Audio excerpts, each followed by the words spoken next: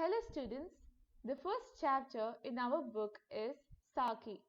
Before going through the poem, here's a brief description about the poet Kabir. Kabir lived from 1398 to 1518. Kabir का जन्म 1398 में काशी में हुआ माना जाता है. So Kabir, here a poet, का जन्म, his birth 1398 1398 में काशी में in काशी हुआ माना जाता है. माना जाता है here is believed. So it is believed that Kabir was born in 1398 in Kashi. गुरु रामानंद के शिष्य कबीर ने 120 वर्ष की आयु पाई. गुरु Ramanand is the guru of Kabir. Kabir is the शिष्य in the sense disciple. ने 120 वर्ष 120 years की आयु पाई. आयु is age or lifespan. So Guru Ramanand's disciple Kabir lived for about 120 years. जीवन के अंतिम कुछ वर्ष मगहर में बिताए और वहीं चिरनिद्रा में लीन हो गए. जीवन के लाइफ्स अंतिम end कुछ few वर्ष means years. Maghar is a place. Maghar में बिताए, so he spent last few days of his life in Maghar. और and वही चिरनिद्रा में लीन हो गए and he died over there. चिरनिद्रा में लीन का मतलब he died, उनका मृत्यु हो गया. कबीर का आविर्भाव ऐसे समय में हुआ था जब राजनीतिक, धार्मिक और सामाजिक क्रांतियों अपने चरम पर थी. कबीर का आविर्भाव मतलब when he originated, when he was born, in a time when, ऐसे समय means time period में हुआ था जब राजनीतिक means political, धार्मिक मतलब religious और सामाजिक मतलब social क्रांतियों means activities अपने चरम पर थी. चरम पर थी का मतलब है when these activities were at its peak. चरम पर थी means at its peak. Kabir क्रांतदर्शी कवि थे. Here क्रांतदर्शी means revolutionary. Kavi means poet. Kabir was a revolutionary poet. उनकी कविता में गहरी सामाजिक चेतना प्रकट होती है. उनकी कविता, his poems, गहरी means deep, सामाजिक means social, Chetna means consciousness or understanding प्रकट होती है. So his poems reflect a deep social understanding. उनकी कविता सहज ही मर्म को छू लेती है. उनकी कविता, his poems, सहज ही instantly, मर्म means heart, को छू लेती है means touches.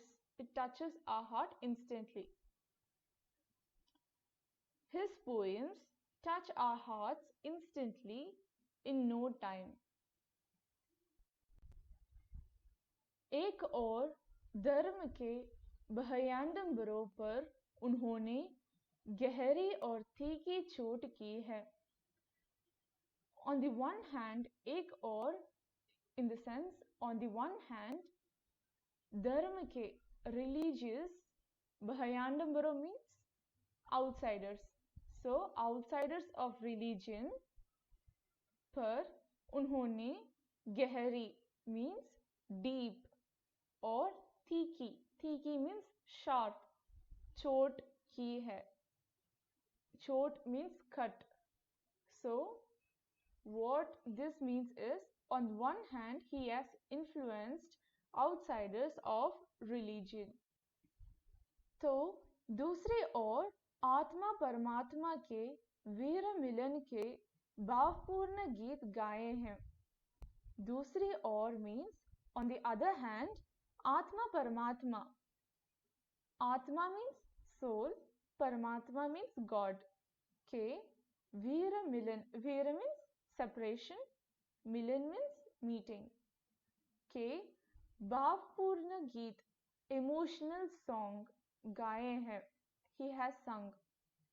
So on the other hand, he has written emotional songs on separation and meeting between soul and God.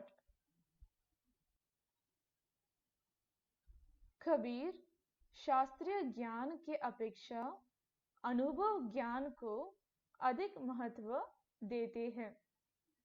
Kabir शास्त्रीय ज्ञान मतलब practical, I mean classical knowledge के अपेक्षा instead. अनुभव ज्ञान means practical knowledge को अधिक more, महत्व means importance देते हैं. So he gives more importance to practical knowledge more than classical knowledge.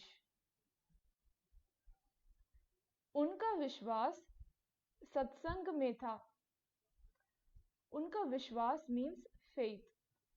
Satsang means spiritual preaching. So his faith was in spiritual preaching. And वे मानते थे कि he believed that Ishwar means God एक ही थे, एक है.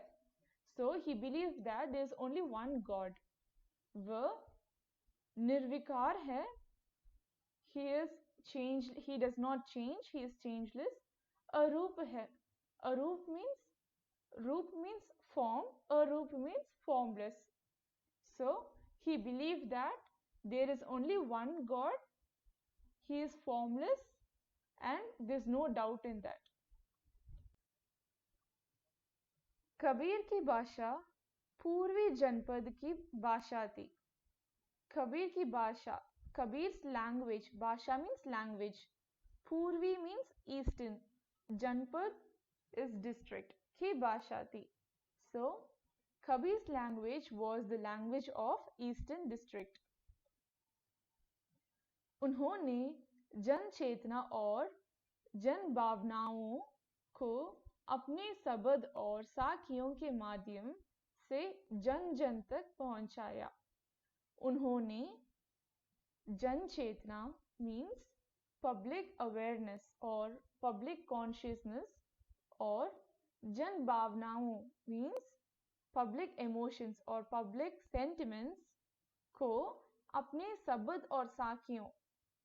शब्द और साखियों का मतलब here is poems के माध्यम means through से जन जन तक पहुंचाया. जन जन means to a large population तक पहुंचाया. He spread. So he has spread public awareness and public sentiments to a large number of population through his poems.